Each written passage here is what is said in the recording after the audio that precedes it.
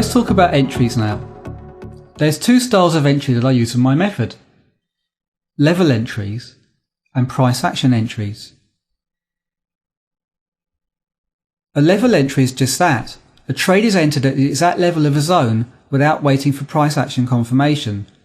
This is achieved with a limit order. So you'd put a sell limit order just at the edge of the zone. With a price action entry, we wait for a candle pattern such as a pin bar or some other signal to confirm entry at the zone. So in this example, there's a classic pin bar and the low of the pin bar is broken. There are pros and cons to both of these methods, but my preference is for entering at the level.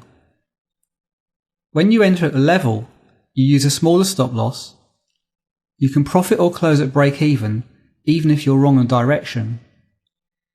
And price is less likely to return to your point of entry on a retrace. Often the trade will be in profit before traders using confirmation have even entered. When you enter with price action confirmation, price shows its intentions first, which is psychologically easier for beginners.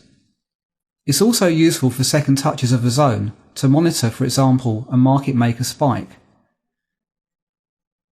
My personal preference is to get in exactly at a level, especially on the lower time frames.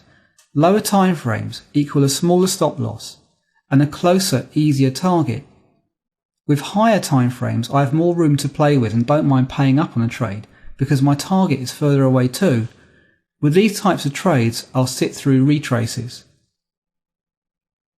Let's take a look at that diagram again to put this into context. So we have our stop loss at the top of the zone. And you can see this is where we would have got in with a price action entry, just on the break of the pin bar. And to get a one-to-one reward, this is where our target would have been. Now let's compare that with a level entry where we got in without any confirmation.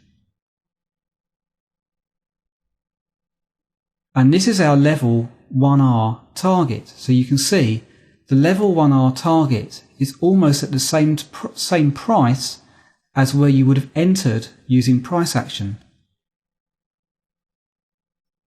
Psychologically speaking, entering blindly at the level is a lot more difficult than waiting for confirmation. The market will sometimes plough straight through a supply or demand zone in seconds without looking back. This reinforces a negative feeling in the trader's mind. The next time the trader tries to take a trade, that past experience will be remembered, uncertainty will creep in, and it will be harder to pull the trigger without waiting for confirmation. However, the market is counterintuitive, and we need to override these feelings.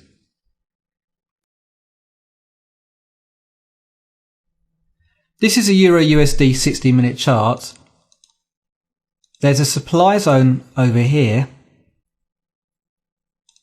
So there was a fast move down and price came back and bounced off supply.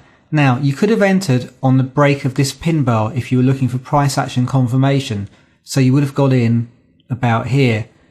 But you would have had to suffer drawdown. So price then came up, spiked out the high of the pin bar, got everybody worried because at one point this would have been a solid bar, and then it turned around.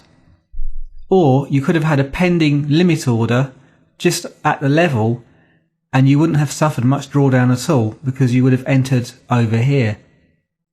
Now when price did move down, by the time it got to here, you were only just at break even on your price action confirmation entry, but you're at least at 1R profit on your at the level entry. So it's just something to think about. In either case, we did get a nice move down because we'd already had compression over here.